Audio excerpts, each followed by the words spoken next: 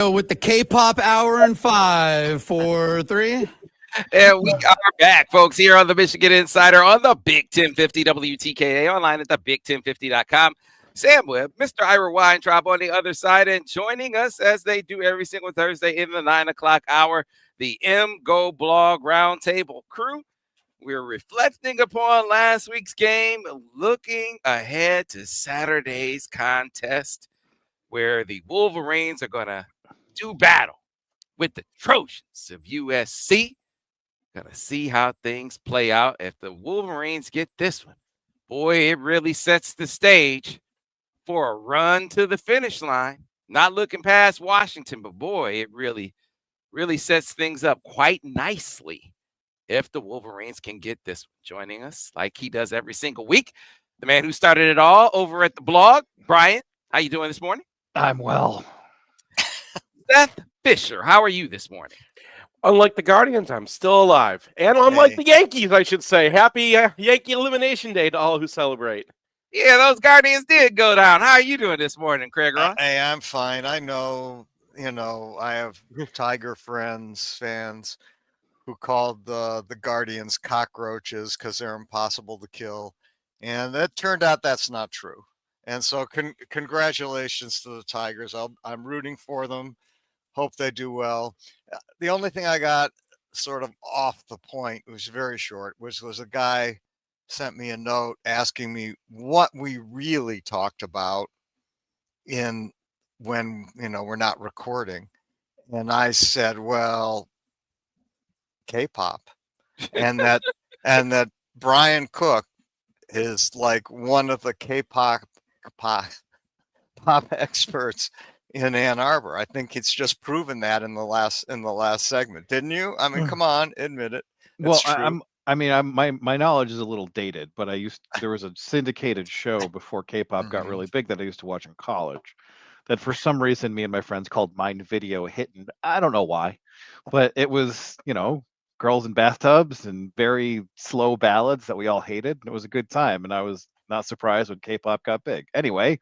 We could talk some football now. This started because my daughter listens to K-pop. Right, and nobody knew the band name, and I was like, it's probably Blackpink, and I was and then Brian knew exactly what I was talking about. Who's your favorite member of Blackpink, Brian? I don't know their names. I have no idea. Give me some credit. I have no idea about K-pop. I know Tarek Skubal will not lose to the Seattle Mariners 4 times in a season. No freaking way. Now, let's talk some Michigan Wolverines. Guys, they were coming off the bye against one of the worst pass defenses in the country. They had run it down the throats of the last couple of opponents. There is every reason to believe, I think, for them to believe, man, you know what? We can throw this football. That was their posture. They came out, Brian Cook throwing a flea flicker. They had Andrew Marsh in the starting lineup. They called 15 dropbacks. They thought they were going to be able to throw this football over Wisconsin, at least, and I know they did ultimately. But the fashion in which they thought they were going to throw it, they kind of had to change how they threw the football on. Did they? Yeah, they didn't drop back as much. They started putting Bryce on the move. Well, I mean, it's interesting to go and if you look at the Pro Football Focus numbers from this game, I think they had Michigan getting pressured like 15% of the time, which is a really good number. And it kind of felt worse than when I got back and I charted it. There were a couple of snaps where things didn't look great, but for the most part, I thought they handled those defensive ends pretty well. And, they had some opportunities to take deep shots that, either Bryce Underwood didn't see or just didn't like and wanted something a little safer. Whatever it was, I honestly thought that the protection here was, solid because, these two defensive ends had been ripping it up against, decent competition. So I felt like this was a step forward for Link. And I thought, Sprague had a couple of several issues. But the thing about Sprague is when he gets it right mentally, he's physically dominant. So I think he's learning from these experiences, and I think it's bumpy because he's a redshirt freshman. But if you look at this line, especially with El Hadi out, everybody on this line except Crippen is going to be back next year. Most of them have 2 or even 3 years left. So, we talk about building with Bryce Underwood towards 26 and 27. The offensive line is going to build right with him. So I felt that this was overall a pretty good game because this team came in with the number 12 EPA per rush defense in the country. Now, their raw numbers, they're number 1, whatever. That's not important. What's important is, efficiency, and Michigan put it on them on the ground again. So, and there's hiccups here and there. There were tackles for losses that you don't like, but fundamentally with Justice Haynes, if you get him a crack, it's going to be an explosive. And Michigan is doing a pretty good job of getting him cracks. And one thing I like from Chip Lindsey in this game is that you knew that Wisconsin was going to be sitting on stretch, and they barely ran it until the second half. They did. So I was like, I like that kind of stick and move approach where, previous offensive coordinators who ran a bunch of stretch just ran stretch. And they were like, well, this is all we're going to do. And that's not what Lindsey is. And that's not what Lindsey does. And so I thought it was a well-coordinated game from an offensive standpoint. And I thought we did see Bryce make a couple of moves forward in his understanding of defenses. Honestly, my favorite pass of the day was the check down to Marshall, because that's his fourth read. And he's just taking what the defense gives him. That's 8 yards on first down. And he was able to reset in the pocket and find some smaller windows. So I feel like this was an encouraging game for him. He had some hiccups, some inaccuracies on the move. Maybe he missed a guy or two, but I felt, you have Marsh now who looks like he's coming along, and McCulley, I think, is a legit number 1 receiver. So if you get Hogan Hansen back, and if Samaj Morgan can just hold on to the ball, you can see something building there. Seth? Yeah. Couple of things I noticed. Number one, they're okay throwing the ball into jump ball situations to a couple of these guys now, which is something that Michigan has never done. There was a chart or not done since Harbaugh got here. There was a chart recently that came out that showed the amount of havoc being caused, right? And Michigan's still kind of middle of the country or just above average as far as allowing pressure from the defensive line. But as far as like defensive backs getting their hands on the ball, Michigan almost never lets a defensive back come near it. When they have thrown an interception, right, it's just like, okay, Bryce, just unleash it and go downfield. There were a few times this game where, the one to Andrew Marsh, where it's just like, you have a better position. I'm going to go and let you get the ball. And they'll do that a few times. And that puts the fear into the other team, I think, in ways that you can use in other directions. The other thing is, I think that he's designing, we wonder why is Michigan kind of like, rumbling a little bit, and then like they're kind of designed to get these big breaks and with Justice Haynes, that's a really good approach, I think, because he can turn, if you get him into the secondary, he can turn that into a touchdown or turn that into an 80-yarder. So like when they have this, I think they got this idea from Saban in the Rose Bowl, where Bredesen's coming as an insert. But he doesn't insert and go and find a linebacker. He goes and hits a defensive line or a defensive lineman from the same side. I mean, that's something that Harbaugh has run for a long time. That's not something that just came up. So this is, but it is something that you get that big hit on the first drive, and what that is it's a defense that's expecting stretch, and they're getting an insert ISO, and the linebacker runs into the wrong gap so hard that Crippen barely has to block him. And that's what I like as a guy who charts offenses, is when linebackers don't even need to be blocked. When you put a guy in the wrong gap, I mean, Harbaugh was great at this. And it's very encouraging to see Michigan continue with that even after Harbaugh left. And to me, I when you get those little run tweaks, to me, those feel like Sharon Moore things. But what I like about Lindsey is that he is incorporating a lot of screens in this system, and when you have a mobile quarterback, spreading out the box makes it very difficult for the opposition to really do a whole lot in terms of disguise. So it feels like they are putting him in situations, Bryce Underwood is being put in situations where the defense has a limited ability to be tricky, and that is helping his confidence, it's helping his reads, and I'm glad that he is just sort of putting up he's down there somewhere balls on occasion, because Marsh and particularly McCulley are excellent contested catch guys. And the ups that McCulley showed on the fake bubble screen towards the end of the game where he got down to the 1, I mean, you just put it anywhere near this guy, and I think it's a good play. So I feel like they have something there, and teams are going to have to double him, and then that's going to open up some other things. And you have Bredesen, who's excellent at what he does. Haynes and Marshall, I think, are pro backs.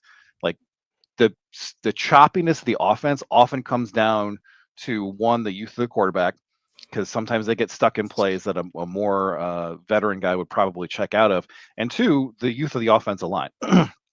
So, particularly in this game, Sprague had a lot of issues, and that led to tackles for loss. And I when they get it right, though, I think they're physically on par with anybody in the country. They're, Guarnera's come in and he's been excellent, just very polished, a guy who does not feel like a redshirt freshman. And there's other guys who do feel like they're young, like Afobe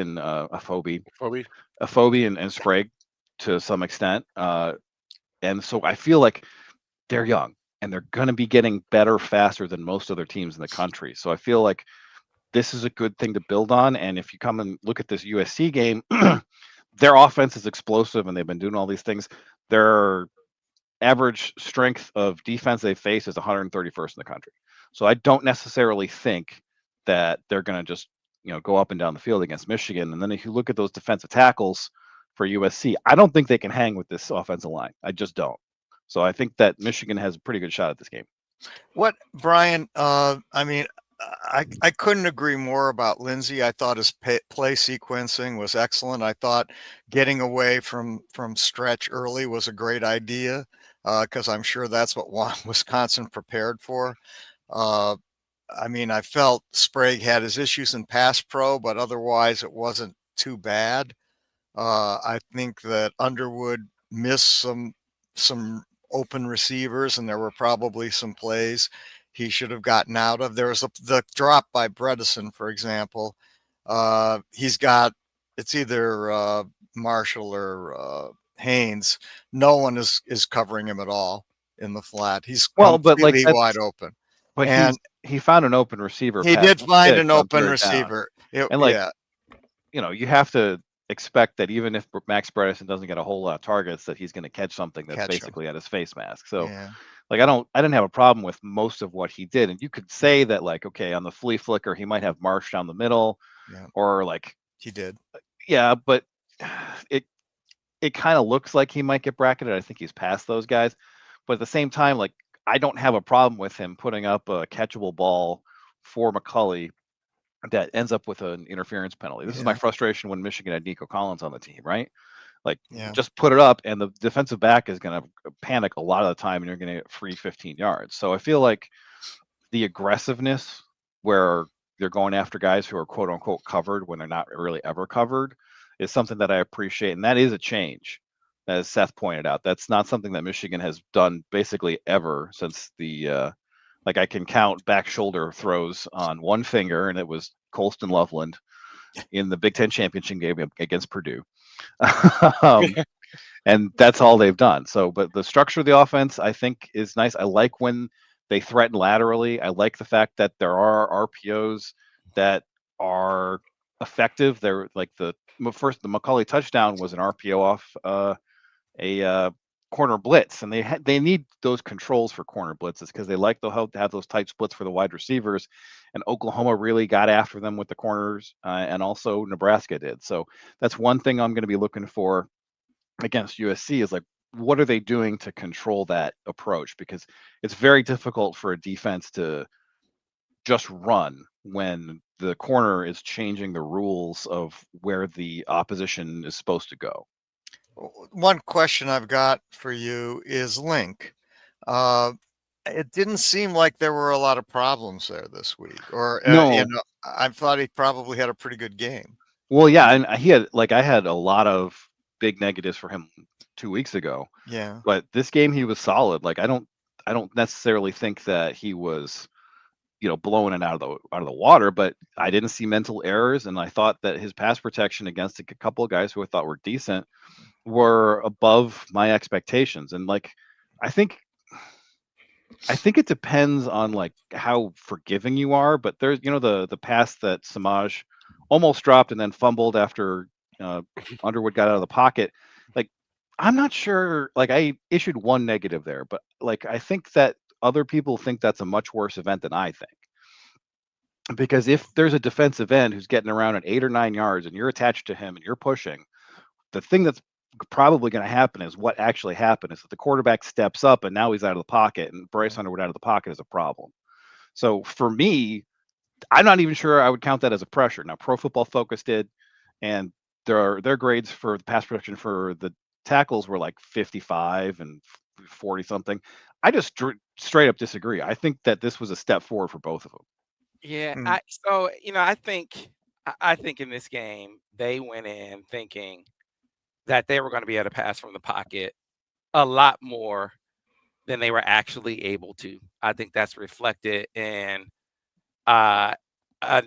way more dropbacks than I recall them calling in other games. I think the numbers, I think we have them down for 15 dropbacks in this game. And that's just not, whether you draw that, whether you say, where Bryce is in his development or their ability to protect it, that's just not what they've been able to do. But between Wisconsin's pass defense and the progression of Bryce in the offense, they thought they were going to be able to do that. And man, they were catching heat. Bryce was having guys in his lap early in this game. And to your point, Brian, what I liked is, Chip is a guy who has shown the ability to adapt. He can take what he's seeing in the moment and come up with something that his guys can execute. The battlefield decisions that are effective. So sprint outs, screens, that sprint draw that wound up hitting, that was really effective. Some things that address what we are seeing in real time. And then other things that we see in every game, his RPOs and run controls, the bubbles, those have been really super effective. Bryce is very comfortable with that part of the game and piecing those together in a coherent way that really, really works. So I just think as a play caller, he can address what's going on right now. And he was able to do that in that game. Now, the question is, are they not as far along in their ability, in their protection as maybe they thought they were? Or is this just a bad game? That's going to be an interesting sort of This is very interesting to me, Sam, because like my impression of the pass protection and your impression of pass protection are diametrically opposed. Like I thought that Underwood had a lot of time in the pocket, and a lot of what was happening is that he was getting through 3 or 4 progressions before actually throwing the ball. And to me, I didn't think that the tackles were a pass protection issue at all. That's unusual. Yeah. I thought the and I don't think it was just the tackles at the time. I thought there were times where they were supposed to get help from the guard and didn't necessarily get help from the guard. I thought they had some communication issues that they were going to have to work on in practice this week. And I was encouraged by that. There weren't always like physical things that you can't correct. There were communication things that you can get right, that you can get better at in practice. And I think they will. How much improvement that can you expect over the course of 1 week? It remains to be the question. And how much of what Illinois did do you take? Because Illinois' posture was, we're going to run this football. We're going to run this football as the basis and then play off of that. And I imagine part of the disconnect here is that it was stunts. And then the interior got beat a little bit by a couple stunts. Now, when we see that, a lot of times it's like, okay, that's hard, right? And I think from a coach's standpoint, my guess is, hey, we worked on this all week. What are you doing? Yeah. I mean, Yeah. I just. Yeah, I Brian, I do think that Sam is correct in that Sprague got beat 2 or 3 times badly, and some of those were on run game stuff. Like there was one, and there was one pass protection issue that there's a dip inside and there's a stunt, and one, that's a situation where Guarnera has to read that and come off and pick the guy off, and then Justice Haynes is sitting right there looking at like a big guy wearing a white jersey, and he decides to go get the looper, and I'm like, it's like I'm just baking in one baffling Justice Haynes pass protection per game at this point. Now I'll take it because he's averaging like 7 yards a carry, but it's like, oh, not again. I've seen some signs up from Michigan fans, Haynes for Heisman, and I get that, but shouldn't these signs say Bredesen for Heisman? I mean, Bredesen made some plays in this game on the 44-yard run. I mean, he blocked 2 guys. I mean, and that it was remarkable. I mean, Sprague had a good block there too. So, that guy's good. I mean, he's a really good football player. Well, and I was angry with the holding call. And I think your play caller does a good job of mitigating the pressure on the pressure point. Like, I thought he got to the point where he didn't put as much pressure on the protection anymore. You start to do things that if we have some issues dropping our quarterback back, well, let's just not do that as much anymore. Let's put them on the move. Let's RPO it. Let's do some things that aren't stressing us like I was stressing us at the beginning. Now, is he gonna drop back as much anymore in this game? Will we see as many dropbacks in this contest? Might we see more play action in this game? For instance, I'm curious if that will be the case. I don't know what the posture will be coming off of last week's game versus just improving all over what we saw in the game last week. That might just be the case, because I do think that a lot of it was just communication and technique, and it wasn't all on the tackles. Like I said, there were times where they were just, tackles were just supposed to help from the guards and didn't. Yeah. And so, I think that can be cleaned up, and I think it will. USC's defense is going to be a little weird. They're us. They run our system. So what would you do? Well, they do not have the linemen that they need to have. Like they have some defensive tackles who barely played for them last year when they were playing Bear Alexander, and Bear Alexander was not good. And and they have some transfers who do not have a track record that's encouraging. Like I just don't. They're going to have to commit numbers to the box, or they're going to get run over. I just go. Well, if I interrupt you, Sam, I don't want to lose this train. Brian mentioned something about the hold on Bredesen. Was that a hold in your opinion? Garbage call. Like, okay, good. So I thought it was ridiculously bad call. I mean, it was like, you get those kind of calls where someone bounces outside, and there is an issue because the guy doesn't he doesn't let go quickly enough. Right. Bredesen was already in the process of burying this dude when Haynes decided to bounce. And I was just like, I mean, that guy just got his ass kicked, and and they're getting bailed out by flag. Garbage call. Okay, thank you. Sorry, Sam. You were So I kind of lost my train of thought there. It'll be interesting with USC, because they will absolutely get run over. There's no doubt. The question is, will their pass rush play any role in this game whatsoever? Because it plays zero role in that Illinois game, which was one of the most curious aspects of that contest. Because I thought it would absolutely play a huge role in the game, coming off a game where Illinois had given up 7 sacks and it didn't, because as we talked about last week briefly, the Illini ran the ball down their throats, and because they were able to establish that, they totally neutered the USC pass rush and rendered it null and void. So I imagine Michigan will adopt much of the same mindset, incorporate some of the same plays. I thought Illinois bluff zone was a big play. I think Michigan will probably pull that out and employ that in this game. I think we'll see that. So,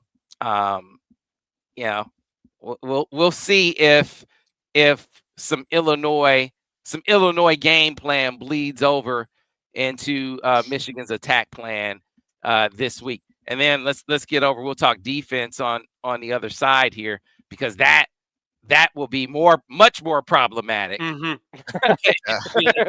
Yeah. With USC. So we'll get into that. We return here on the Michigan Insider on the Big 1050 WTK online, the Big1050.com. Clear on the radio. Yeah. You guys kept talking so much. I was going to go off. I was going to bring up the RPO, and you guys hit on that one. The only one I wanted to hit that we didn't get to was the because I saw it on our Wisconsin board afterward. The RPO that Samaj dropped right before the half, because that was that they're expecting you to run right there. So calling that, they get the reaction. And if he catches that, it's him one-on-one with a safety. And then I went to the Wisconsin boards, and they're mentioning that safety has been terrible all year at tackling guys in space. So they were like, he's the D3 transfer. Yeah. But I thought he had a couple good moments. Like, he was over the top of that marsh route. There was nothing he could do about the back shoulder. But and then he was the guy who was dropping into that pass on the waggle where he almost got a hand on it. And I thought he looked like a guy who knew what he was doing, but was a D3 transfer for a reason. Yeah, no, that's their take on him. They call him an Iowa safety, which I think we all understand what that means. I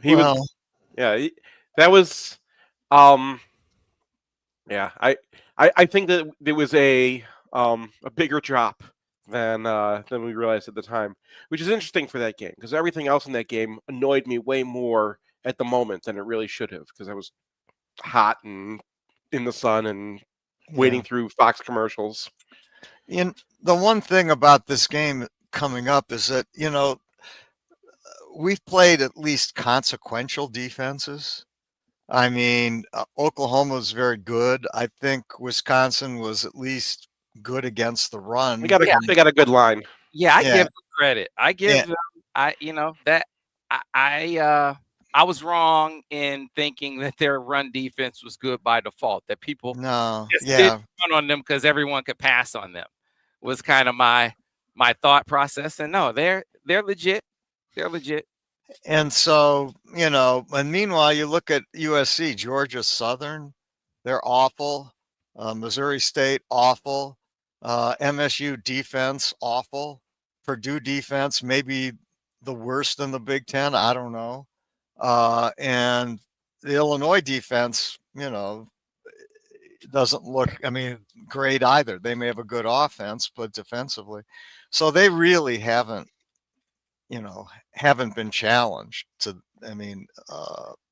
back on radio in about a minute. On the defensive side so far, their offense. One thing I think it's interesting, they're going out and practicing today with Harbaugh. So you'll have Harbaugh there, you have Minter there, you have really? Isn't Klink there too? I think Elston's there. Like, the gang's getting back together today, so we might have some ideas. Matters, but what's my man that was the OC last year? Why do I keep forgetting his name? Kirk Campbell? He's with the Chargers. Well, he might have some ideas too. I'm just gonna nope. Yeah, is there some way for the NCAA to say this is a violation of some sort? Probably not. I imagine there is, but yeah, Jim Harbaugh is not allowed near a college football team. Right, exactly. If there's some I'm way sure they're looking. I'm sure they're looking. Back in 15 seconds, guys. Stand by. Okay, let me bring this up. That's a great move, by the way, to go out there a day early. Yeah, it was smart. And we're coming back on radio in 5, 4, 3. And we are back folks, here on the Michigan Insider on the Big 1050 WTKA online at thebig1050.com. Before we get back to the MGoBlog Roundtable, I want to show those of you who are in the market for a new vehicle that you should get on board with Brighton Ford, where your next adventure begins. Ready to take the wheel of your dream Ford? Well, at Brighton Ford, it's more than just buying a car. It's stepping into a lifestyle of power, performance, and possibility. Feel the thrill, take it for a spin, and drive it home today. Experience the Brighton Ford difference, where excitement meets excellence. If you're leasing a car already, make the switch seamlessly. Brighton Ford will pick up your current lease and deliver your new Ford right to your doorstep. No hassle, no stress, just pure convenience. From your first test drive to your next oil change, Brighton Ford delivers premium service every step of the way. They don't just want to sell you a car. They want to make owning a Ford from Brighton Ford an unforgettable experience. Call 1-800-NEW-FORD and get on board with Brighton Ford. So, fellas, MGoBlog Roundtable, Brian Cook, Seth Fisher, Craig Ross, the Michigan defense. They will face a much bigger challenge than the one they faced last week, Seth Fisher, sans the first series where Wisconsin went right down the field. Michigan didn't quite know how to handle the unbalanced, and it took them a minute to adjust to that. They were leaky in their zone blitz, of course. And my biggest issue of all, and the thing that I think is their most glaring issue all season long, is fitting gap runs. That is if they cannot fix that, I think it is going to be the thing that hurts them the most in this game. And so as they face US, or first your reflections upon the Wisconsin game, and then sort of how it plays into the matchup with USC. Yeah, I feel like I'm drill right now because people are saying I'm mad. Don't say on the internet I'm mad. I'm not mad. Like, they were run blitzing, and they did a few things that you're never going to do against USC. You're not going to want to bring both linebackers down the middle against Maeva. He averages 12 yards when he's blitzed. 12 yards of drop back when he's blitzed. That's not the team to do it at. Wisconsin, on the other hand, starting a new quarterback who are running all its power, right? That's who you want to run blitzes against. And yeah, they got nailed a few times, but I think the sequence of events in this game made them feel more annoying than it really was, right? Because if you take a look at the drive chart, it's the same drive chart as every single 2023 game we had, right? Where they have one touchdown drive that's kind of annoying. They have one field goal drive that kills enough time that it doesn't matter. And everything else, they get nothing. Nothing. So when you go back and look at the performance as a whole, it's fine. When you look at the ways that they were beaten, well, they were beaten by a couple things that they could have sequenced better and whatnot. But the only thing that really drove me nuts was the cover zero. And I think everyone saw and even that, I was like, I'm searching for an explanation. And the best explanation I could come up with, which might actually be an explanation, is that he had all defensive linemen in there who hadn't gotten any pass rush wins all game. And then he puts Caleb Anderson back there alone. And he's like, okay, you go get the quarterback or you're going to die. And they did. And then afterwards, the pass rush from those guys, actually Trey Williams had better pass rush. Payne found something more. Etta got upfield. These guys perform better. And it might have just been one of those motivational moments. So this is a weird game to kind of assess everything with. Now, you talk about USC. I thought, as far as fitting up power, I thought that they improved over the course of the game. The biggest issue was just Barham still kind of tries to go around that edge when he gets kicked out instead of just hammering the guy. And that's a new edge, right? It is a new edge, but it's been an issue all season. And I wonder, is it a confusion thing, or is it a confusion thing for Barham? Or is it a sort of a philosophical, sort of a philosophical disconnect? What do I mean? Because I got to the point where I asked the question, and we kind of talked about this on the show. Because if you go back to the Oklahoma game, there's one sequence where I think they were running a power, and it was Barham in the game, when Barham and I think it's Roller, they both get caught outside on power. And so I asked one of the guys this week, I said, what are your your principles when it comes to fitting these gap runs. Are you guys boxing it or are you spilling it? So are you kicking the ball outside or are you turning it in? Yeah. And they said that's where I know you guys know, but I'm to the people who are listening, and they said it depends on the call. It depends on the call. So they're doing both, right? And which is fine if everyone knows what you're doing. If they continue to have confusion, and it was interesting to talk to Will Heininger about this on Monday, and he said if it's me, I would rather just spill everything. Really? I would rather spill everything. And talking to even Vance about it, he said, when I was in the pros with Brian Urlacher, for instance, he said that's what we did. We spilled everything. When we had a linebacker who was a runner like that, we spilled everything. So if they get into a situation where if there continues to be confusion, I think that might be a way to simplify. Just do that. Because I think that will wind up being the issue. I think Winks, what I'm seeing that he's trying to do with his philosophy, like he's a pressure guy. We know this, and I'm actually fine with his pressure this year. Last year I wasn't. I said as much. I think he had a front that was going to get there. You don't need the pressure. This year I think he needs the pressure, and I think he's conceding that, hey, he's going to risk giving up first downs to try to get there with that pressure because he doesn't think that teams are going to be able to go on these marches, these 10-play drives. Well, you know what? Good teams will if they can run the football. And that's what happened against Oklahoma. They were able to go on those marches. You remember those methodical drives Oklahoma was able to go on? They were able to churn those out. They were able to run the football consistently. They were able to gash them with those gap runs, and good teams are going to be able to do that unless they can tighten this up. And so if they can fix this part, I think he'll be right. I think you better make this part right, and teams won't be able to put together these consistent sort of 8-10 play long drives consistently like I think they're going to be able to if they can't clean this part up.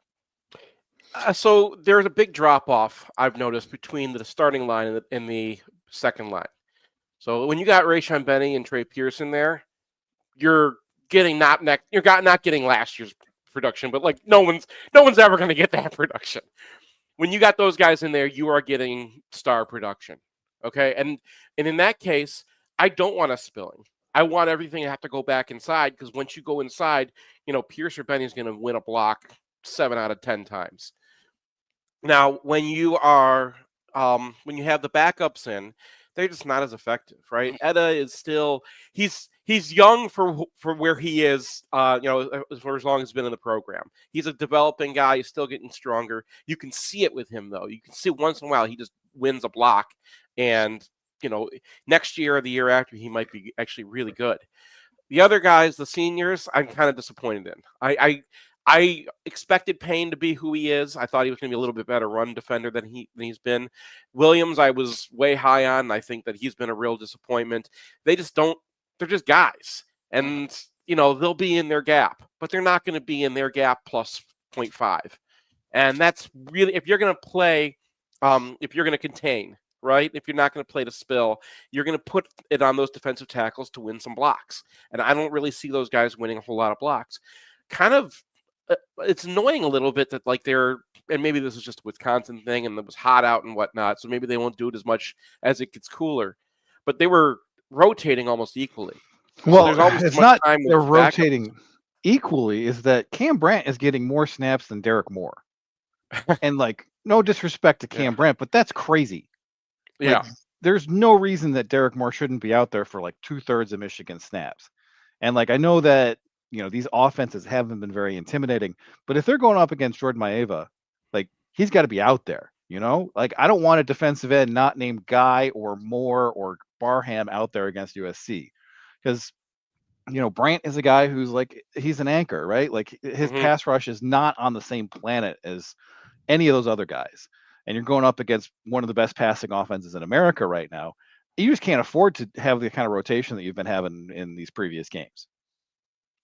Yeah, absolutely. And that's where it comes down to. When you see the numbers of how, like, who's on the field and whatnot. Now, to a degree, as soon as the other team sees those guys on the field, they're going to trap them on the field. So I think that was part of what was going on with Wisconsin is Wisconsin doesn't tempo, but they would, they stopped huddling as soon as they had Cam Brandt on the field. So they knew.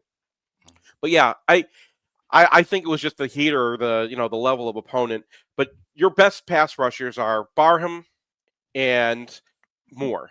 And then there's a drop to Guy, and then there's another huge drop to nobody else can really get a pass rush unless Nate Marshall's on the field, and he didn't play. So you raised a great point, Seth, that I want to elevate, though, when you talked about the rotation inside, there being a tangible difference once they go deeper into that rotation, because when it was Mason and KG, those guys devoured offensive lines. They destroyed 4 gaps. I mean, it was the linebackers didn't get work. I mean, they were able to roam free. It was like green pastures. They saw no interference. It was like, oh my God, life is good. Now they get work. They get action routinely. So to your point, yeah, I mean, if you're gonna have a rotation in there, which it seems like they are, then you need to factor that into your strategy. Well, and with Barham, I think he's over enthusiastic. Maybe that's the word. I mean, he's upfield too fast, in my opinion, on a lot of plays. The very first play of the game, he beats this guy, overruns the play. Same thing on the touchdown on that drive, although he's held on that play, which I have a question. Will Michigan get a holding call this year? Yeah.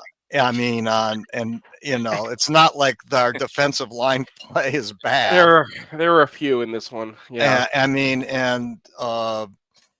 So I think he, maybe he just needs to be a little more restrained, although I don't know if that's a mistake because he's so talented. I don't know. It's just, guys, Rod Moore. I got to get you talking about Rod Moore. Yes. Thank you. First of all, can you remember a time when a player returned that was as emotional for you? I don't know. We didn't really get, like, they started doing a chant going. No one could really figure out how to chant his name correctly. By the way, I can't do the chant on the radio because it's got an F word in it. But the Roy Kent version is what the readers want. So Rod Moore, he's there. He's that one. Okay. The defense, he wasn't on the field for the first drive, right? And then he gets on the field, and all of a sudden he's pointing. And they didn't capture this on TV very well, but you could see it when we were out on the field. He's pointing at everybody, and he tells Jair, no, get over there a little bit. Come down a little bit. Okay, Ernest, you go over here. He's directing people. And it reminded me, all of a sudden it clicked in my head, this looks like the 2023 defense with him and Seymour still just kind of pointing everybody and making little adjustments right before the play where you could see what was coming. And then they would kill that thing. And his interception, he set that up for himself.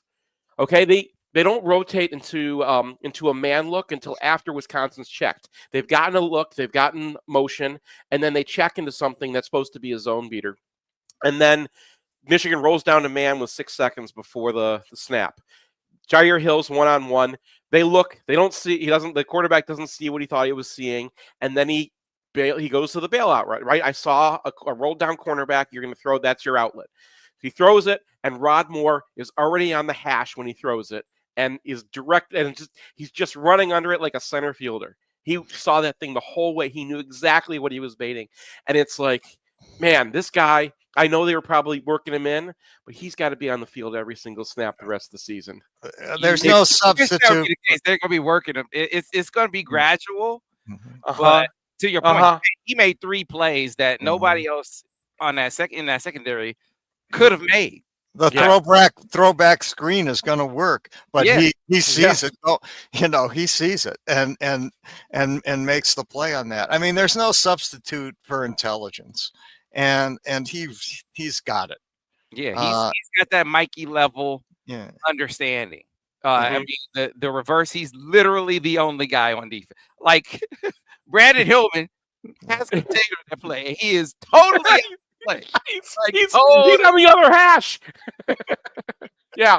So, and that's Hillman. That's how Hillman plays. I don't mind. See, Hillman, you can get more out of Hillman if you have Rod Moore on the field with him, right? Because you got one guy who's just like, I don't care. I'm going to go and kill somebody. And the other guy's fixing it. That the safeties should play like safeties. Yeah, well, instead of not safeties, right? Like, I know it's Brandon Hillman is a dangerous safety. Yeah.